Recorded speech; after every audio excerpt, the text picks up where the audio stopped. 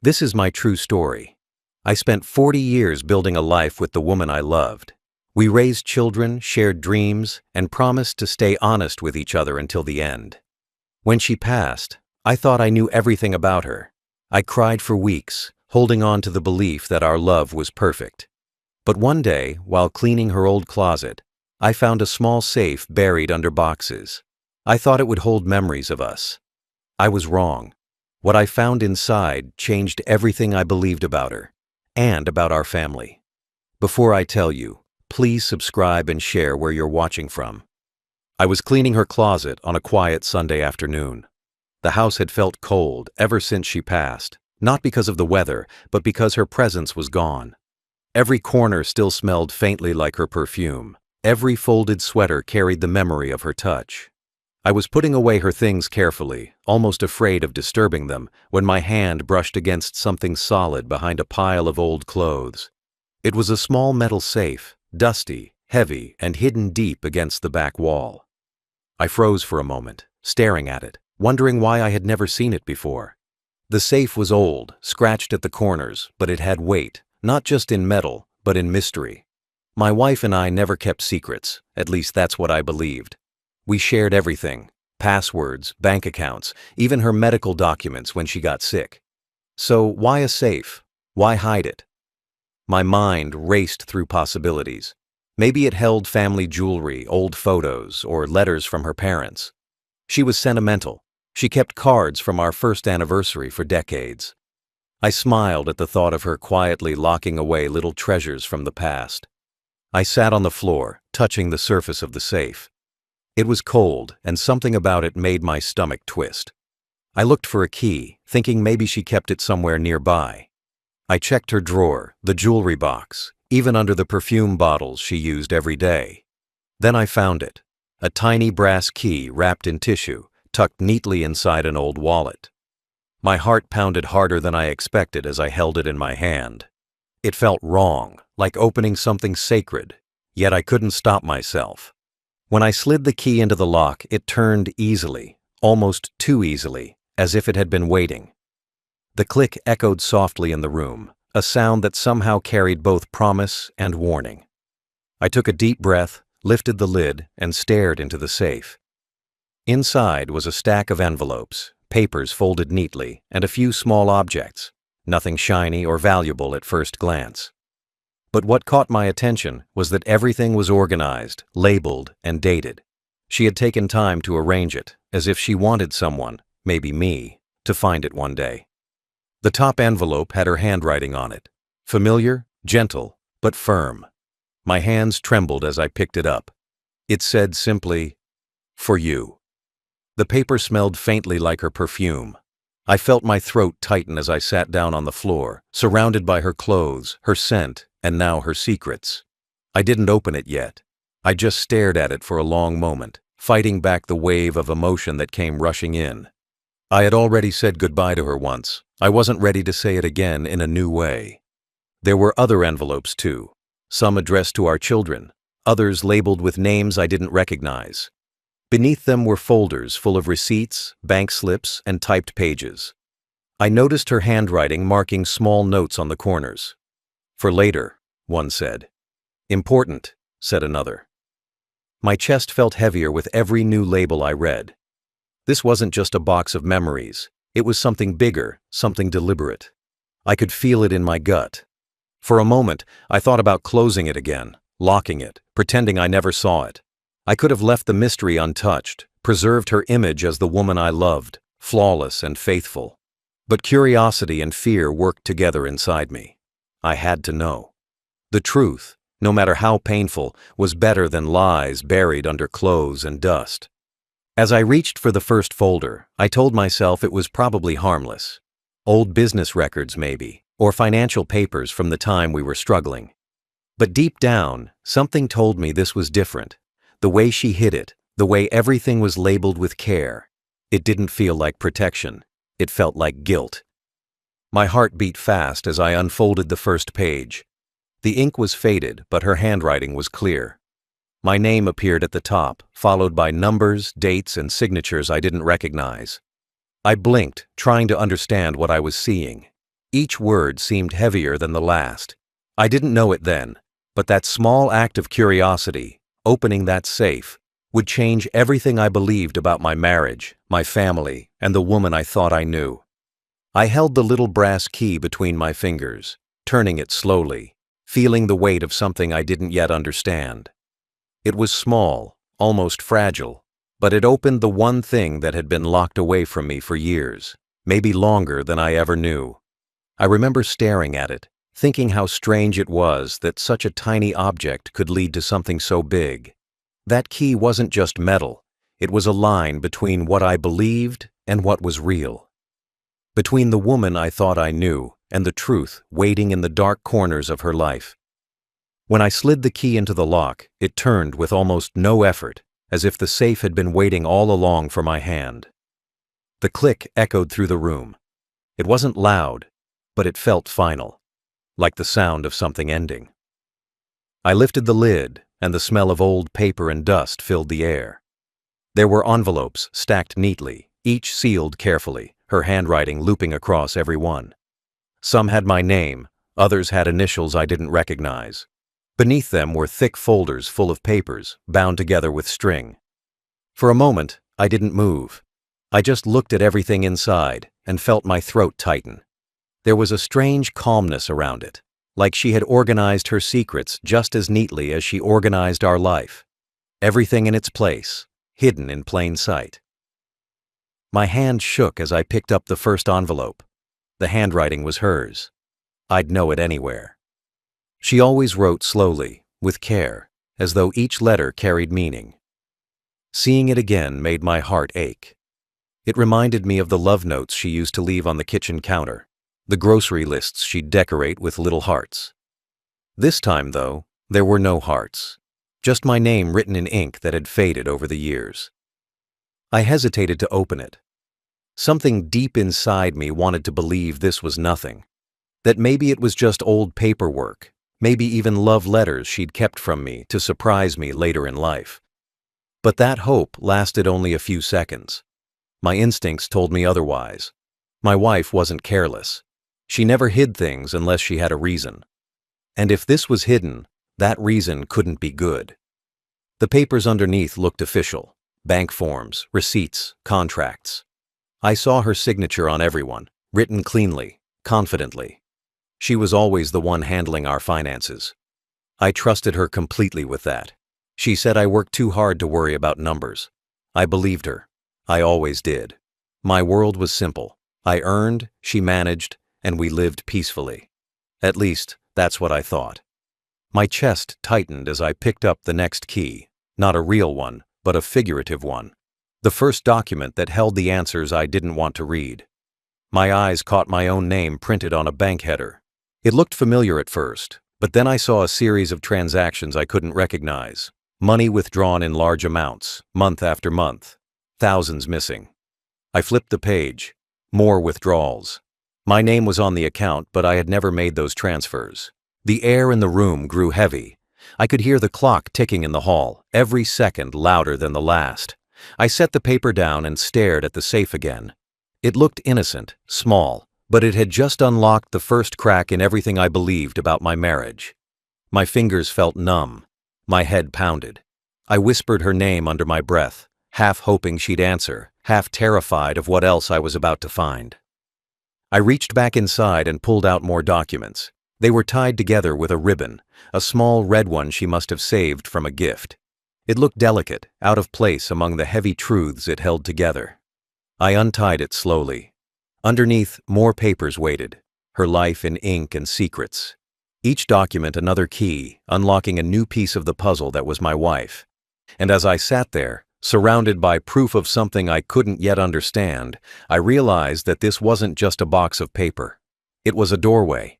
I had crossed a line I could never go back from. The key had opened more than a safe.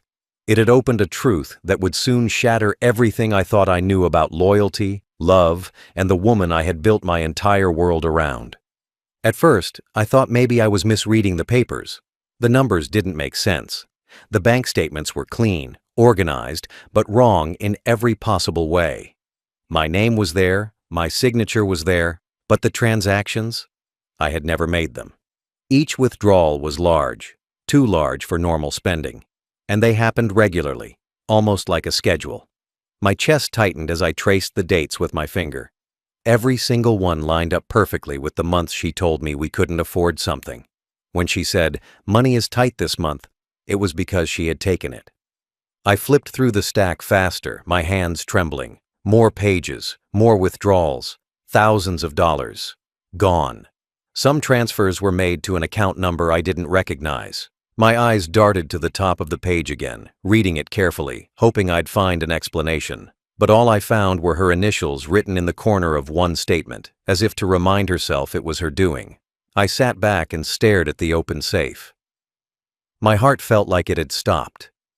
I had trusted her completely, never once questioned how she managed our finances, never asked where the extra money went. My wife had always been responsible, at least I thought so. She handled everything from bills to taxes. I worked, I earned, I brought it all home, and she made sure things stayed in order. That was our agreement, our system. It had worked for decades, or so I believed. But now, seeing these papers, I realized that system had only worked for her. I was living a lie built on faith, and she had been using that faith to drain me one transaction at a time. The realization hit hard, not just the money, but the betrayal. The idea that she could look me in the eyes every morning, smile, and still hide this from me. Every dinner we shared, every talk about our future, every promise we made, all of it now felt hollow. I couldn't tell if my hands were shaking from anger or heartbreak. Maybe both. I tried to tell myself there must be a reason. Maybe she was helping someone in need. Maybe she was paying debts I didn't know about. I wanted to believe that. I needed to believe that. But a small voice inside whispered something else. She was hiding from me, not protecting me. I stood up, pacing the room, gripping one of the envelopes in my hand. My knees felt weak. I sat down again and pulled another paper from the pile. It was a receipt for a transfer made to a man's name, one I didn't recognize. The same name appeared on several documents, each with amounts larger than before. My stomach turned. I remembered her once mentioning a friend from work who helped her handle paperwork when I was too busy. The same name. My hands went cold. For a long time, I just sat there staring at the safe. My mind was running wild, but my body couldn't move. I thought about all the nights she told me she had to check some bills, sitting quietly in that same closet, maybe even using that safe, locking it right before joining me in bed. I remembered the way she used to kiss my forehead and say goodnight. Those moments used to mean love. Now, they just felt like part of the disguise. I put everything back into the safe for a moment, closed it, and leaned my head against the door. My heart was heavy, but there was still denial inside me. I didn't want this to be real. She wasn't perfect, but she wasn't cruel. I told myself that over and over. Maybe this was a misunderstanding. Maybe that man's name was a client or a business partner. Maybe she had good intentions. But deep down, the truth was already forming. And I could feel it tightening around me like a noose. I opened the safe again. This time, I noticed another stack of papers underneath the financial ones. Letters, handwritten, folded with care. My name wasn't on those. His was. That's when I knew this wasn't just about money. This was about something much deeper, much more painful. The kind of truth that doesn't just break your heart. It erases the life you thought you had. I pulled the letters out slowly, one by one. Each envelope looked old, yellowed at the edges, but carefully kept. My wife's handwriting filled them, her tone gentle, almost loving. But none of them were addressed to me. They were written to a man named Richard, the same name from the bank transfers. My hands started to tremble as I opened the first one. The words inside weren't business, they weren't friendship. They were intimate. She wrote about her days, her thoughts, how lonely she felt, and how much she missed him. She ended each letter with, "Forever yours." I felt the blood drain from my face as I read the words again and again, unable to believe what I was seeing.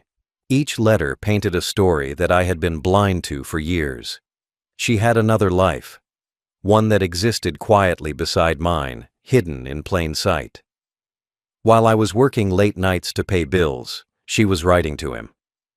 While I was planning family trips, she was planning secret meetings.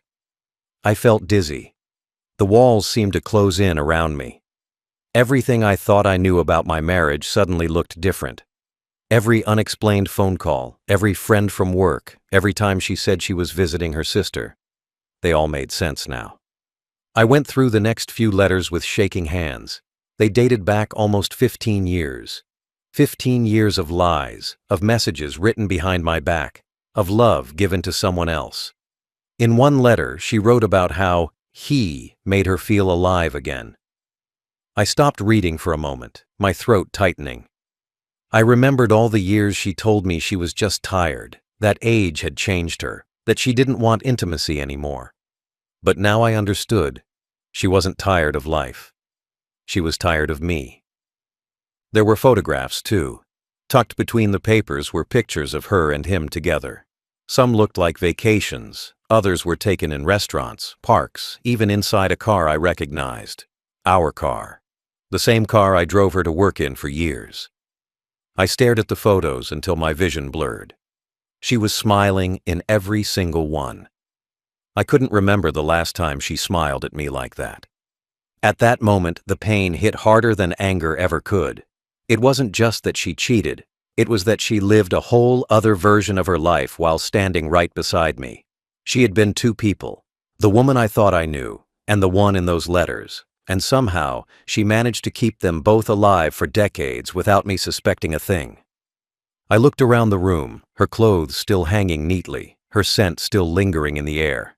It felt wrong, all of it. I wanted to tear everything down, to throw those letters into the fire, to erase her from my memory. But I couldn't. I sat on the floor, surrounded by her secrets, too broken to even stand. My heart wanted to hate her, but my love wouldn't let me. Then something else caught my eye, a small notebook at the bottom of the safe. I opened it, and my heart nearly stopped. It wasn't letters this time, but records. Dates, amounts, initials, and short notes. It was a log. Every transaction, every payment, every deposit she made to that man was listed. She had been sending him money for years, money I earned, money meant for our family, our children, our future. I put the notebook down and stared at the open safe, feeling empty. The woman I buried, the one I cried for, the one I believed was my partner through every struggle. She had betrayed me in ways I couldn't have imagined. But even through the shock, one thought cut deepest of all. She died carrying this secret, leaving me to find it alone. She never told me, never confessed, never gave me the chance to forgive her while she was still alive. That truth would haunt me longer than her betrayal ever could. I sat there with the notebook in my lap, the weight of it pressing into my knees like a confession made too late. Every page told a story I had never been part of. I traced my fingers across her handwriting, steady and deliberate, even in betrayal. Each line carried proof. My wife had been funding another man's life for years. My hard work, the money I saved for our children, the sacrifices I made to keep our home. All of it had gone to him. The realization hit me like a punch I couldn't defend against. The notes beside each payment were small, almost tender. For the trip, for the car, for his rent. Some even had little hearts drawn beside them. I stared at one entry that said, "He needs me. He always will." Those 5 words replayed in my head over and over until they blurred. I thought about the nights she said she was too tired to talk, too busy to go out, too sick to travel. All the while, she was giving everything I worked for to someone else. I wanted to get angry. I wanted to scream, to break something, to tear those pages apart until nothing was left. But I couldn't. Instead, I felt empty. A kind of emptiness I can't describe. It wasn't just that she cheated. It was that she had built an entire world where I didn't exist. She had lived 2 lives. One with me, quiet and safe, and one with him, passionate and secret.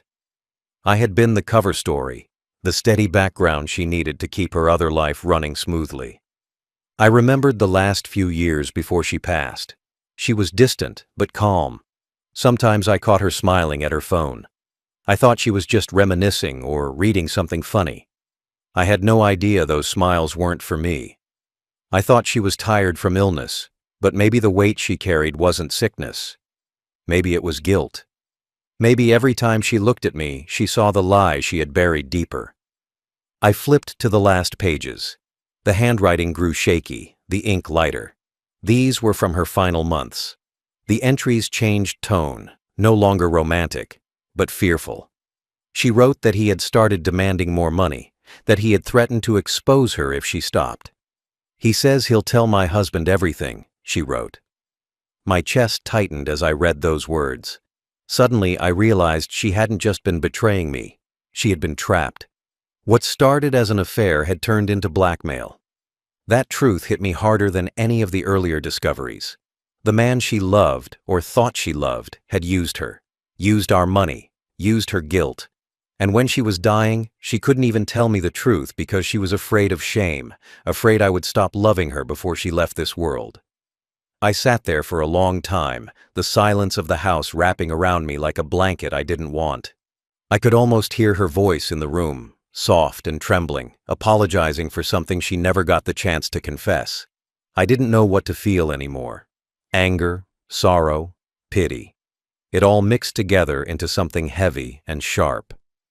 I looked at the photographs again, and for the first time, I didn't see love in her eyes.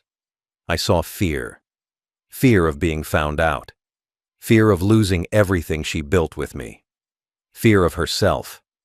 That realization didn't erase the betrayal, but it explained the distance, the tension, the quiet sadness she carried in her last years. I closed the notebook gently and placed it back into the safe. I couldn't bear to destroy it. It wasn't just proof of her deceit. It was a record of her weakness, her humanity. She had made mistakes, terrible ones, but she had also been a victim of her own choices. And now she was gone, leaving me to clean the mess of a truth she never had the courage to face.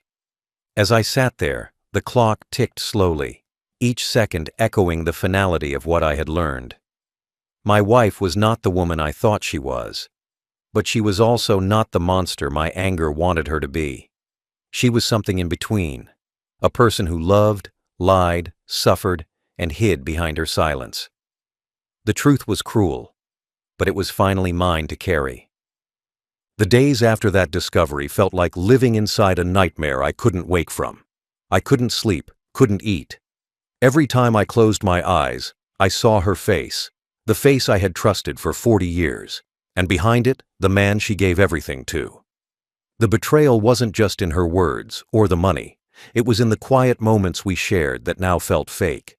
Every dinner, every smile, every "I love you" now echoed in my head like a cruel joke I had unknowingly laughed at.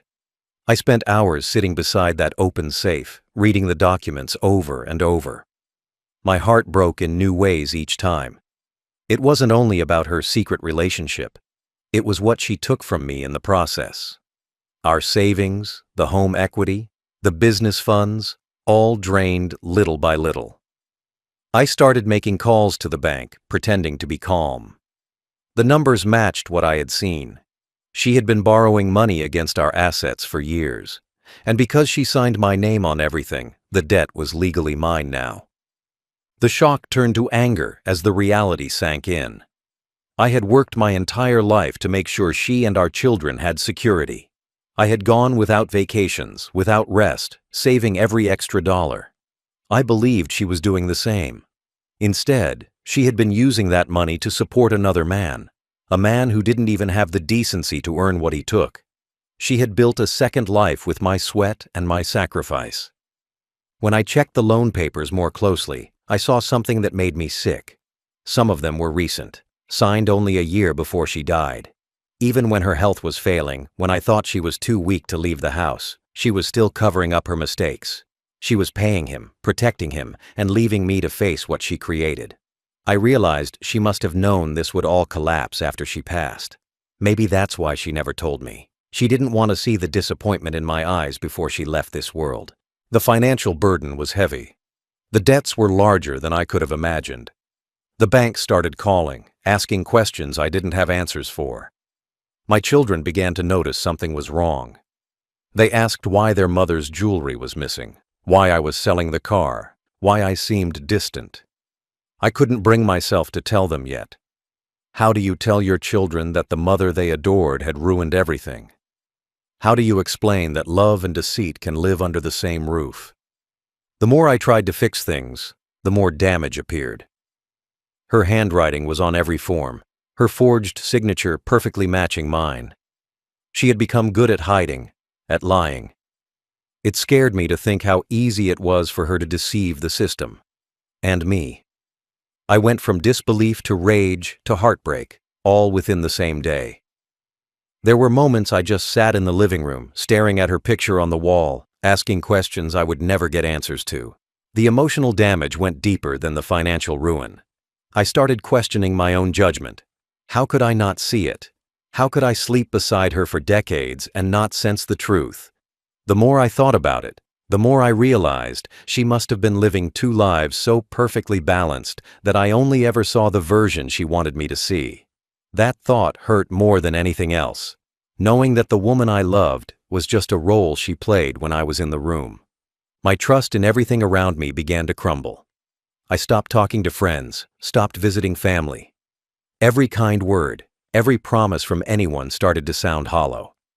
It felt like the world had turned on me. I was left holding the wreckage of a life that looked whole from the outside, but was rotten inside all along. Still, even in that pain, part of me missed her. I missed the woman I thought she was. I missed the way she'd hum while cooking, the warmth of her hand when we sat together, the smile that once made me feel safe. The contradiction tore me apart. I hated her for what she did, but I couldn't stop loving the memory of who I believed she was. And that's the kind of damage that doesn't heal, the kind that lives quietly inside you, reminding you every day that love and betrayal can wear the same face. After days of reading, calculating, and searching for reasons that could make sense, something inside me simply gave out. It wasn't a dramatic breakdown. It was quiet, almost peaceful, like my body and mind had agreed they couldn't fight anymore. I remember sitting in the living room, surrounded by piles of papers, receipts, and copies of her handwriting. The light from the window was fading, but I didn't move. I just sat there, staring at nothing. My world had collapsed, and I didn't even have the strength to be angry anymore. The financial pressure started closing in fast. The bank called again, this time more serious. They wanted payments I couldn't afford. They spoke of foreclosure, of court orders, of deadlines that sounded like countdowns to another kind of ending. I looked around the house. Every chair, every photo, every corner had her touch. She had filled this place with warmth once, but now it felt like a museum of lies. I thought about selling it, but even the thought made my chest ache. This wasn't just a house, it was 40 years of my life, and losing it would mean admitting that everything was truly gone. My children tried to help. They came by, confused and scared. When I finally told them the truth, they didn't want to believe me. My daughter cried, saying her mother would never do something like that. My son got angry at me, accused me of lying to protect myself. Watching them defend her hurt more than the betrayal itself. I didn't blame them, though. She had been a good mother, loving, patient, always there for them. She had saved the worst of her lies for me alone. That was her final cruelty. The pressure grew heavier with every day. Letters from creditors started piling up at the door. I stopped opening them. I sold the car, pawned my watch, and even took part-time work just to stay afloat. But no matter what I did, the hole she left only grew deeper. Some nights, I would wake up thinking I heard her voice calling me. Then I'd remember. She wasn't here anymore. What remained was a ghost made of memories, mistakes, and unanswered questions. The guilt started eating away at me too.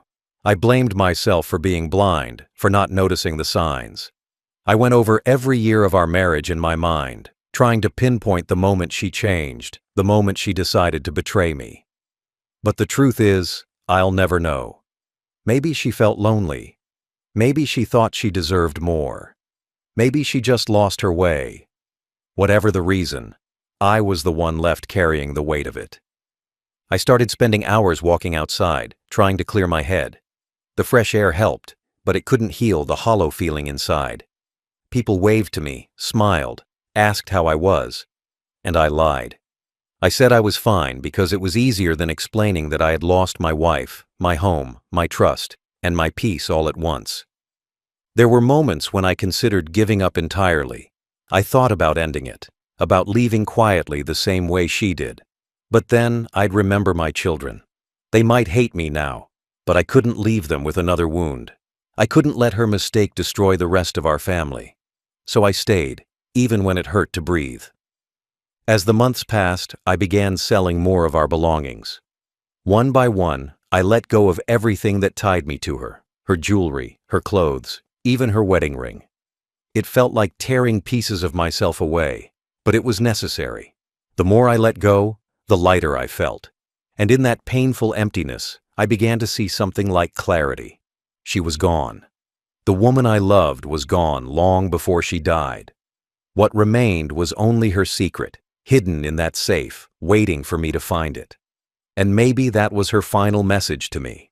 That even love built over decades can collapse in seconds if it's not built on truth. That night, I locked the safe again and pushed it back into the closet. I couldn't bear to destroy it, but I also couldn't keep staring at it. It was a coffin for the life I thought I had. And as I turned off the lights and walked out of that room, I realized I wasn't just leaving behind her secret. I was leaving behind the man I used to be. Telling my children was the hardest part. I had rehearsed the words in my head 1,000 times, but nothing could make them sound softer. They sat across from me at the kitchen table, the same one where we'd celebrated birthdays and holidays, unaware that I was about to destroy what little peace we still had. I laid the documents in front of them, the bank statements, the letters, the photographs. My hands trembled as I spoke, explaining everything I'd discovered.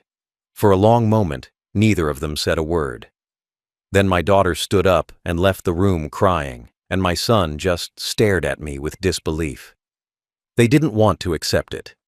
To them, their mother was perfect, kind, caring, selfless. She made their lunches, kissed them goodnight, listened to their problems. They couldn't connect that woman with the one who had taken everything from me. My son accused me of lying at first. He said I must have misunderstood, that there had to be another explanation. I didn't blame him. I would have said the same thing once. But when I handed him the proof, her handwriting, her signature, I watched the realization spread across his face. His lips trembled, and his eyes went cold. That was the moment I knew the damage wasn't just mine anymore. For days after, the house was silent. My children barely spoke to me. They didn't come for dinner, didn't call, didn't visit. I could feel them grieving her all over again. But this time, it wasn't death they were mourning. It was the death of who they thought she was. My daughter eventually came back, her eyes red from crying. She told me she couldn't hate her mother no matter what she'd done. I told her she didn't have to. I couldn't hate her either. Hate would have been easier than the emptiness I carried. The scandal spread quietly through our relatives. People whispered. Some pitied me, others judged. They said I should have noticed. They said maybe I drove her to it, maybe she was lonely.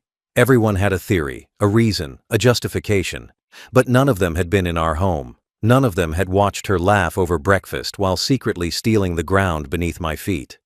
The shame wasn't just mine anymore. It belonged to the whole family. Financially, we suffered together.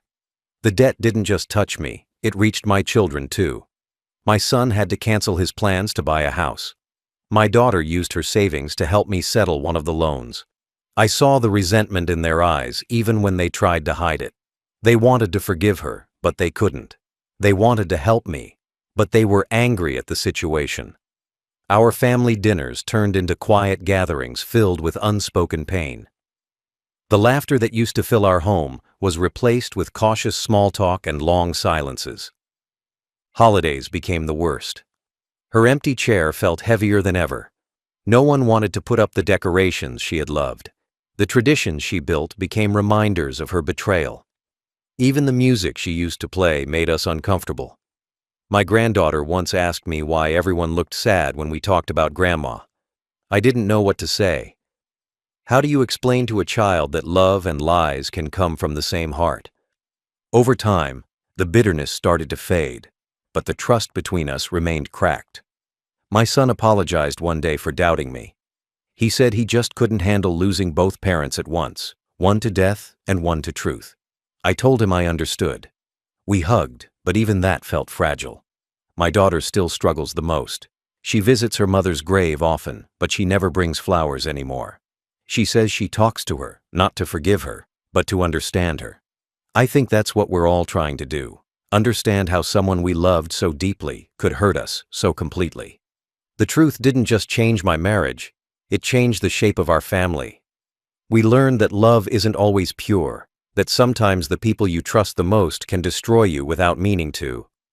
I see the caution in my children now, how they second-guess people, how they guard their hearts. And that breaks mine all over again. Because even though my wife's lies ended with her death, their shadow still lives in us. That safe didn't just hold secrets. It held the power to rewrite our story. And when it opened, it took everything with it. After the truth came out, life didn't return to normal. It simply became quieter, emptier, and heavier. Every day was a reminder of what used to be, but nothing felt the same anymore. The walls of the house seemed to echo differently, as if they too knew what had happened. I tried to move on, but the aftermath of betrayal doesn't just fade. It lingers in every memory, in every corner of what once was home. The financial mess took months to untangle. Banks stopped calling only after I sold nearly everything of value. The car, the furniture, even the family piano she loved. All gone.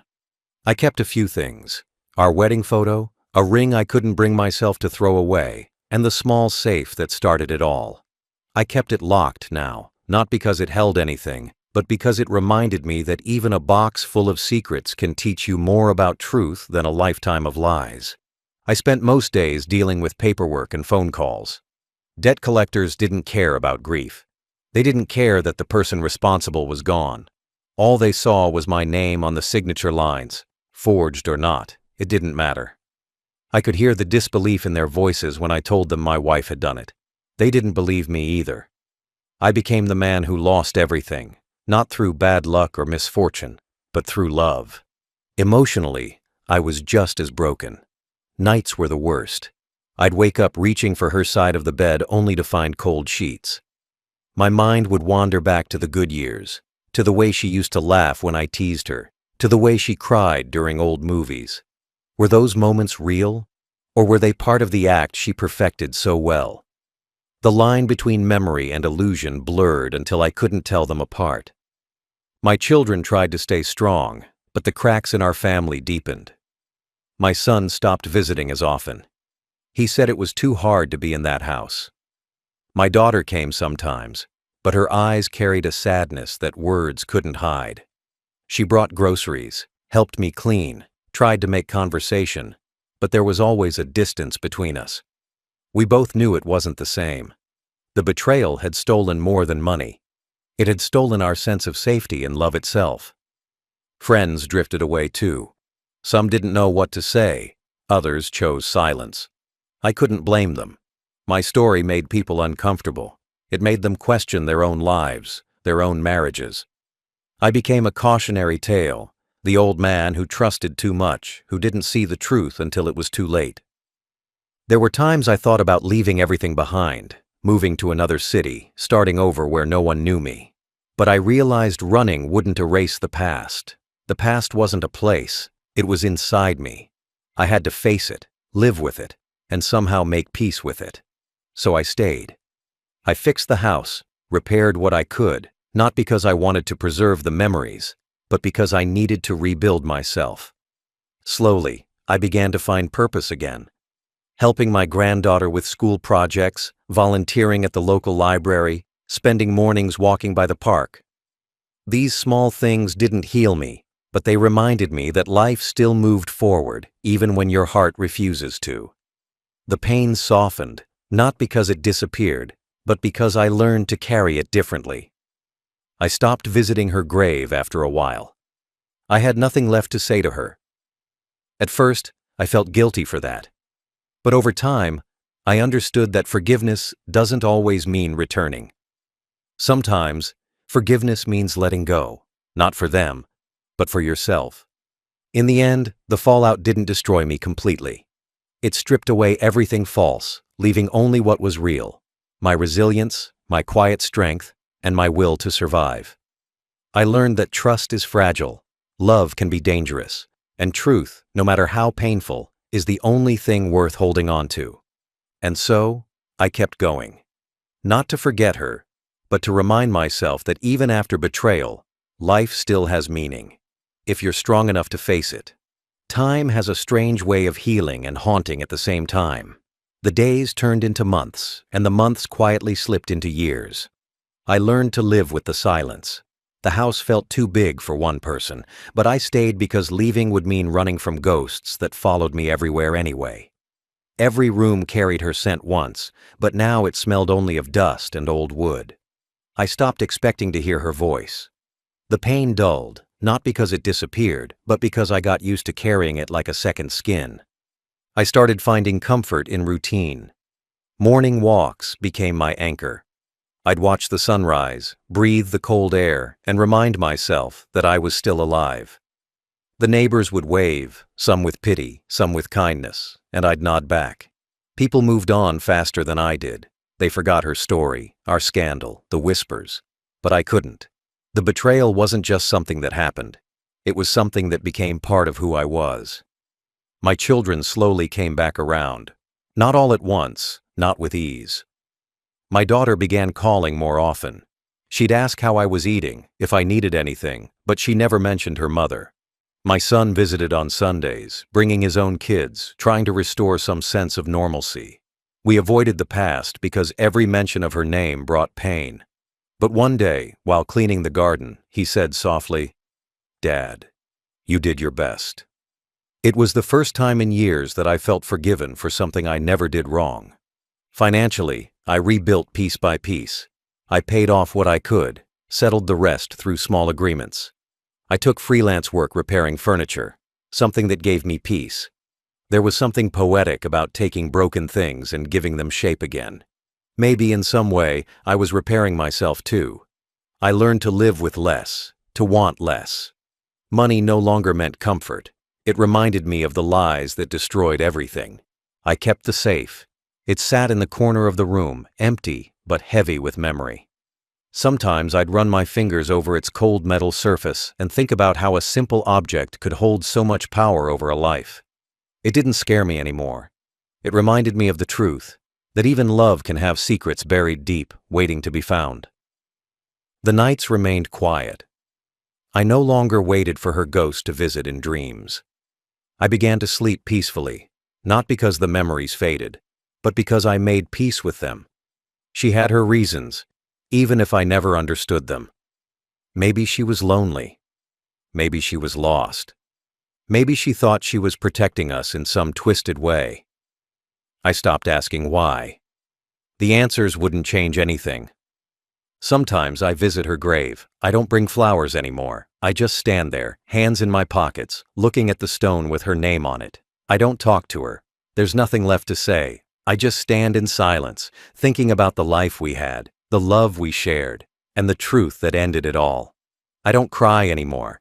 I just feel a quiet ache that reminds me I once loved deeply, and that's something no betrayal can take away. Now, I live simply. I wake up early, cook for myself, and read old books. I watch my grandchildren grow and see pieces of her in their smiles. Not the lies, not the pain, but the warmth she once had. Life has a way of finding balance even after chaos. I've learned that forgiveness isn't about forgetting. It's about choosing not to let the past poison what's left of your future. I no longer hate her. I no longer love her the way I did. She's just a memory now. One that shaped me, broke me, and rebuilt me in ways I never expected. The safe is still here, closed and silent, a symbol of everything I lost and everything I found again. I survived her secrets. I survived the truth. And in that survival, I found something stronger than love or pain: peace.